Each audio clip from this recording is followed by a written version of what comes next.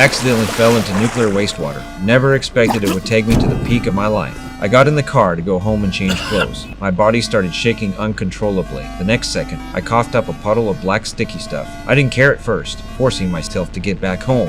Then I was hunched over the toilet, throwing up non-stop. Everything coming out was the nuclear wastewater that got in my stomach. An intense chill took over my entire body. Even wrapped in thick blankets, I was still shaking from the cold. My body was quietly mutating. The next day, I woke up. My body mysteriously returned to normal. I felt power surging to my whole body. I thought everything was fine. I went to work at the construction site like usual. Never expected to run into a gang shootout. A bullet instantly knocked me off the 18th floor. At that height, a normal person would be dead, but I just lay on the ground unconscious for a few minutes, then suddenly woke up. I was stunned. I just fell from the 18th floor but didn't die. The gang was still upstairs. Without a word, I sprinted home. I ran dozens of miles in one breath, not even out of breath, like I had endless power in my body. Got home with no time to think. The most important thing was to treat the gunshot wound on my shoulder. Right then, my downstairs neighbor kept making a huge racket. Instantly made me furious. I just wanted to warn her to be quiet. I threw one punch. I actually punched a hole straight through her door. The neighbor got scared and hid. That's when I realized something was wrong with my body.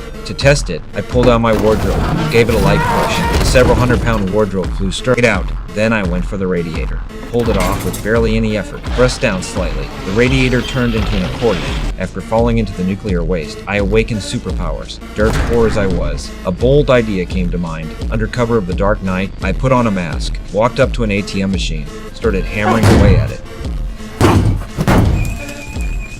With a little effort from my hands, I ripped the several hundred-pound ATM straight out of the wall, carried it right back home. Now I had cash. Went straight to the convenience store, bought a ton of ice cream, stuffed the fridge completely full, was about to change the dressing on my shoulder wound. The gunshot wound had miraculously healed. The muscles on my body became even more solid, like I could kill a bull with one punch. Just as I was in shock, suddenly heard screaming from my neighbor's place. I slowly walked out my door. A few thugs were harassing my downstairs neighbor. I was always just an honest guy, didn't have the courage to help, pretended to walk past and headed downstairs, lit up a cigarette. The thug leader suddenly didn't like the look of me, slapped me across the face, told me to get lost, then dragged my neighbor into the room, planning to hurt this beautiful girl. At the critical moment, I burst through the window. This time I wouldn't let these thugs get away. The fat guy came up and slapped me. To me, it was like a tickle. The next second, I lifted the 300-pound fat guy straight up. Under everyone's shocked stares, I threw the fat guy flying. Another thug tried to come forward. The next second,